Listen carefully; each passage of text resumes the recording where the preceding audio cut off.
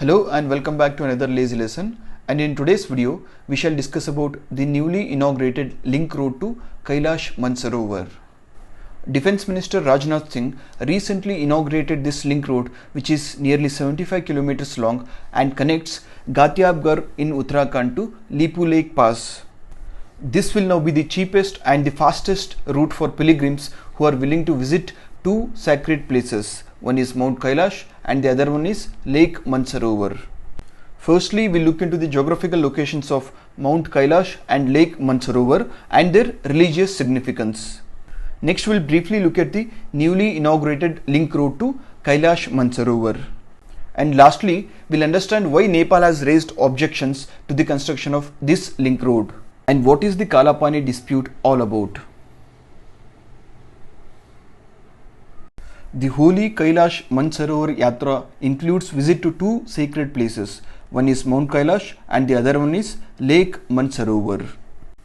Mount Kailash, which is 6,600 meter tall, is located in China, 100 kilometers away from India.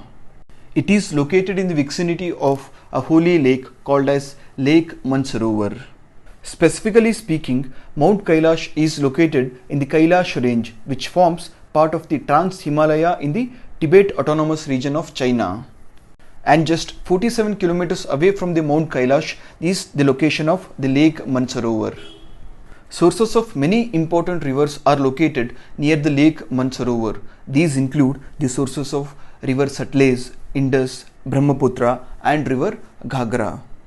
And Lake Mansarovar overflows into Lake Rakshasthal. These lakes, that is Lake Mansarovar and Lake Rakshasthal, are believed to be a part of the Sutlej basin and were separated eventually due to a tectonic activity. These places, that is Mount Kailash and Lake Mansarovar, are revered as sacred place in four religions. These include Buddhism, Hinduism, Jainism and Bon. Hindus believe Mount Kailash to be a abode of Lord Shiva. Besides, it is revered as the holiest place on earth and is also seen as a manifestation of heaven on earth. It is also believed that the holy waters of Lake Mansarovar wash away one's own sins. And besides, circumambulating Mount Kailash is believed to expunge one's wrongdoings. More than 20,000 Indians take part in Kailash Mansarovar Yatra every year. There are three ways for the pilgrims to visit these places. First one is through Uttarakhand and Lipu Lake Pass. Second one is through Nepal, Kathmandu, and third one is through Nathula Pass from Sikkim. Journeys from Nepal and Sikkim are longer and costlier, but the journey through Pithoragarh district of Uttarakhand was the shorter one. Now with the construction of a link road, this journey has further been shortened. The link road, which is nearly 75 kilometers long, was constructed by the Border Roads Organization. It connects Gatiabgarh in Uttarakhand to Lipu Lake Pass, which is the tri-junction border between India, China and Nepal. The initial approval for the construction of this link road was given in 2005, and nearly 500 crore rupees has been spent on the construction of this road. With this link road, the journey to Kailash Mansarovar has been reduced to 2 from the initial 5 days. This is also the fastest and cheapest route available now. And once pilgrims reach the Lipu Lake Pass with the help of link road, they have to travel for another 140 kilometers inside China to reach the Mount Kailash. And out of this 140 kilometers, nearly 97 kilometers can be traveled on vehicles, but 43 kilometers has to be traveled on foot parikrama. So the opening up of this new link road is very significant for India as well as various pilgrims. However, one country that is very much upset by the inauguration of this road is Nepal.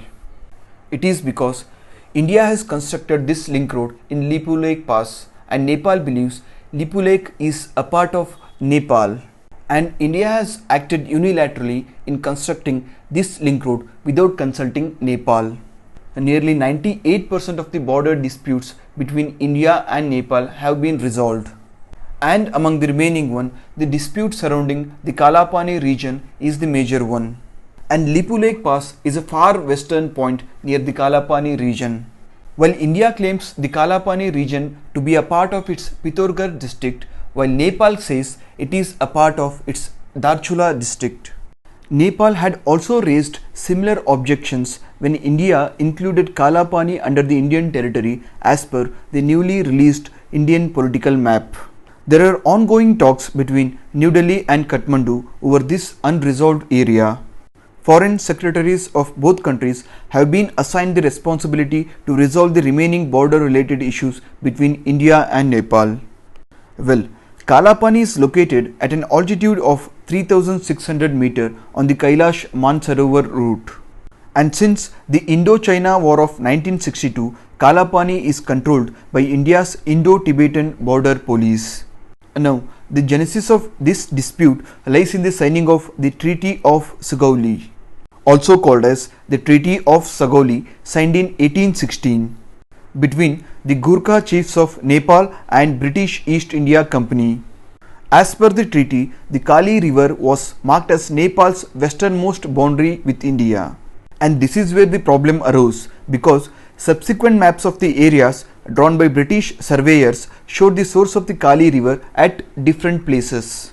Now the Nepal claims that the river located towards the west of the territory is the main Kali River. But India's argument is that a ridge line towards the east of the Kalapani territory is the main dividing line, and hence India believes the Kalapani region belongs to India. And this discrepancy has led to the boundary disputes between India and Nepal, with each country producing maps including the territory in their own area to support their claims. And therefore, sensitive issues such as border need to be handled very carefully by India. It is also time for India to be mindful of Nepal's concerns. That's it for today. Thank you.